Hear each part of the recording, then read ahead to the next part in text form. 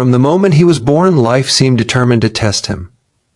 The small, dimly lit house he came into was filled more with whispers of disappointment than laughter, and the air always carried a heavy tension. His parents, caught in a web of struggles and unmet dreams, often took out their frustrations on him, though never with the acknowledgement of the harm it caused.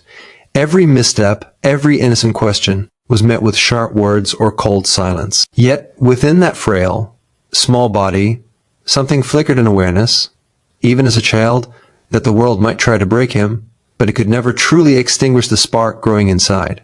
School offered no relief. Classrooms were arenas of teasing and ridicule, where the other children, unaware of the battles he fought at home, found him an easy target. Each insult, each shove, seemed to carve invisible scars across his spirit. But every time he fell, he rose again, clutching some invisible lifeline, a piece of himself that refused to be defeated. It was the earliest lesson he learned. Pain is not just a force that crushes, but one that can forge strength if you refuse to surrender. Even in the darkest nights, when the cold seeped into his bones and hunger gnawed at his belly, he found refuge in imagination. He would close his eyes and picture a life where laughter wasn't a foreign sound, where love wasn't conditional, where he could breathe freely without fear.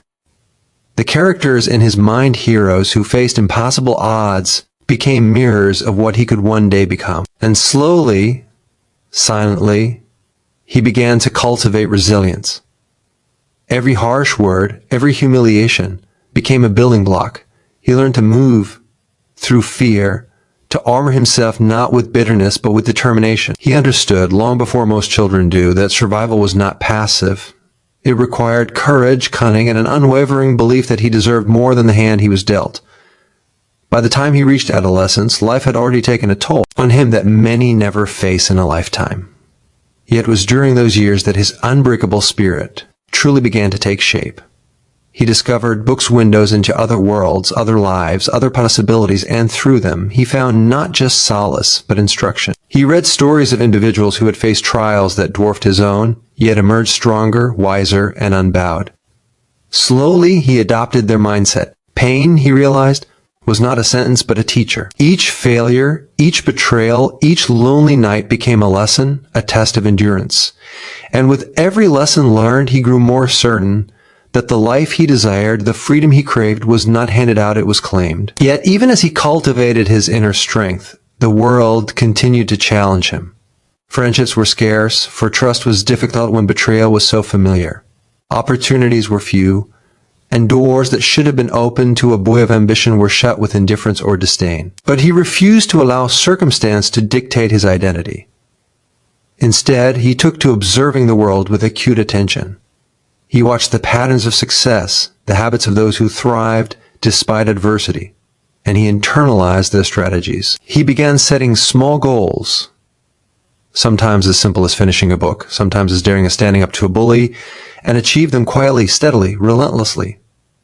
These victories, though small, accumulated, forming the foundation of a resilience that could not be shaken. He learned to embrace solitude as a friend rather than a punishment. In those quiet moments, he wrestled with the memories of his past, acknowledging the pain rather than burying it. He wrote about it, painted it in his mind, transformed it into stories that gave shape to the formless hurt inside. This act of creation was not mere distraction, it was empowerment. Through storytelling, he realized he could control the narrative of his life in ways the world could not. The boy who had been, silenced by circumstance, began to give voice to his own destiny.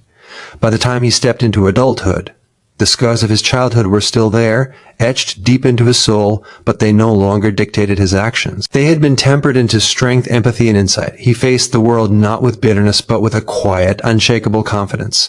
Challenges came, as they always do, but he met them head-on, guided by a conviction born from years of enduring what many could not imagine. Where others saw weakness, he saw opportunity. Where others retreated in fear, he advanced with courage. And through it all, the unbreakable spirit he had forged in the crucible of his childhood pain shone brightly, a beacon of perseverance and hope.